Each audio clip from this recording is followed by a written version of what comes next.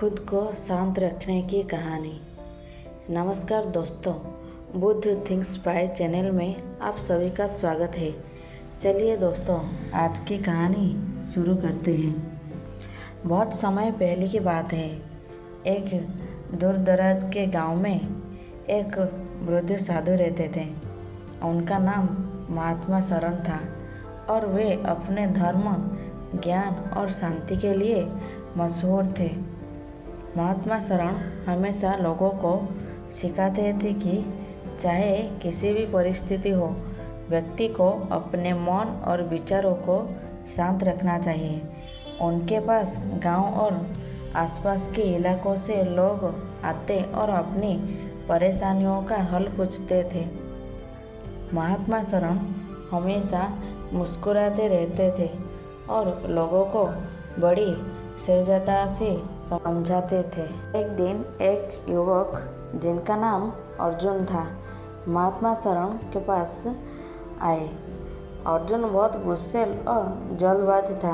हर बात में उसे जल्दी रहती थी और अगर कुछ उनकी मर्जी के खिलाफ होता तो वह तुरंत गुस्से में आ जाता। अर्जुन का यही स्वभाव उसके रिश्तों और कामों के दिक्कतें पैदा कर रहा था। लोगों ने उसे समझाया कि वह महात्मा शरण से सीख ले, शायद उसका स्वभाव बदल सके। अर्जुन ने महात्मा शरण से कहा, गुरुजी, मैं अपने गुस्से और अधीरता पर काबू नहीं पा सकता। छोटी छोटी बातों पर मेरा गुस्सा फूट पड़ता है। आप मुझे बताइए कि मैं खुद को शांत कैसे रख सकता हूँ। महात्मा शरण ने उसकी बातों को ध्यान से सुना और कहा, बेटा, मैं तुम्हें एक काम देता हूँ। तुम कल सूरज उगने से ही नदी किनारे जाओ और वहाँ एक बड़ा पत्थर मिलेगा।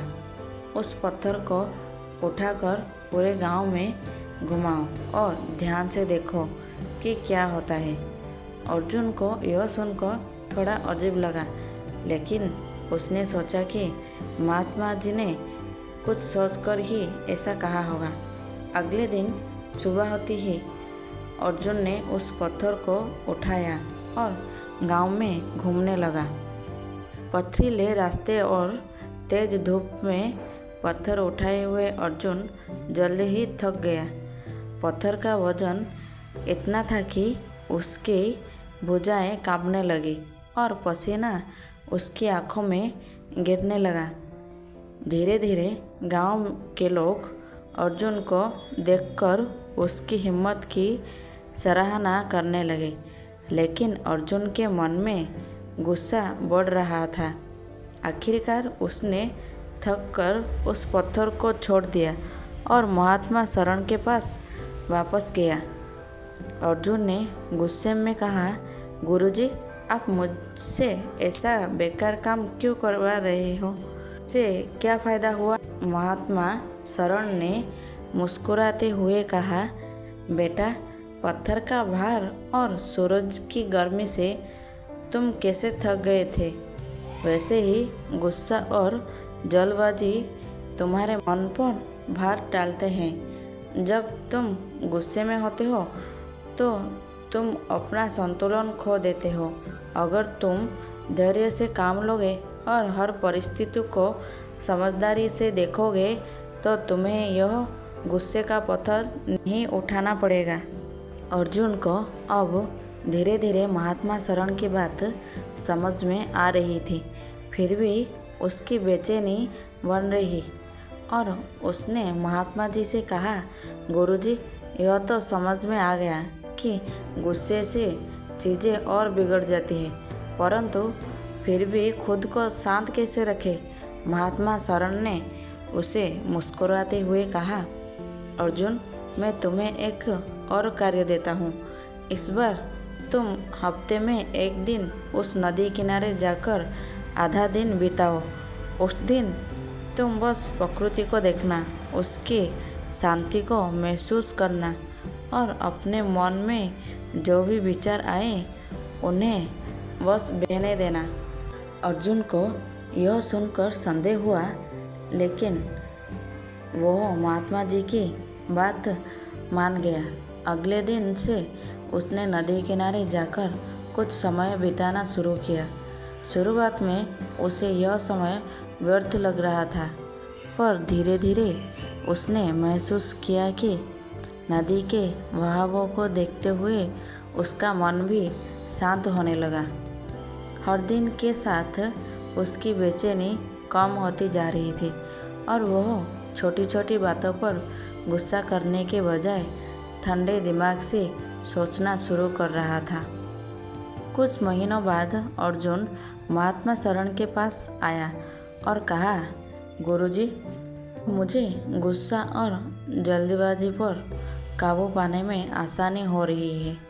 नदी के पास बैठकर मैंने जाना कि जैसे नदी का पानी हर चीज़ को बहा ले जाता है, वैसे ही हमें भी अपने गुस्से को बहने देना चाहिए।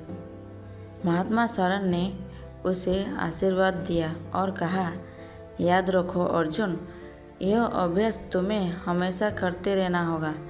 कठिनाइयाँ और परिस्थितियाँ जीवन का हिस्सा है।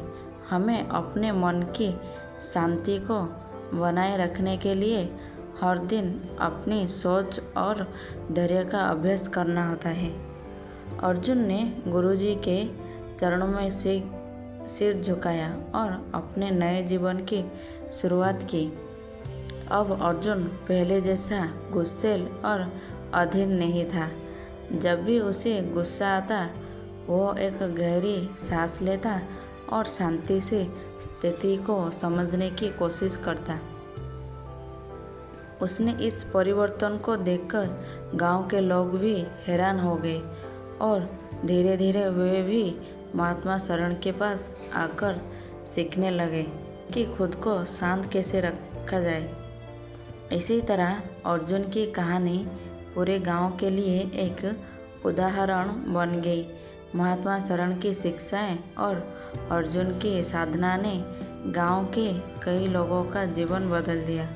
अब गांव का माहौल पहले से कहीं अधिक शांत और खुशहाल था और अर्जुन ने यह सीख ली थी कि चाहे कैसी भी परिस्थिति हो, खुद को शांत रखना ही असली साहस है।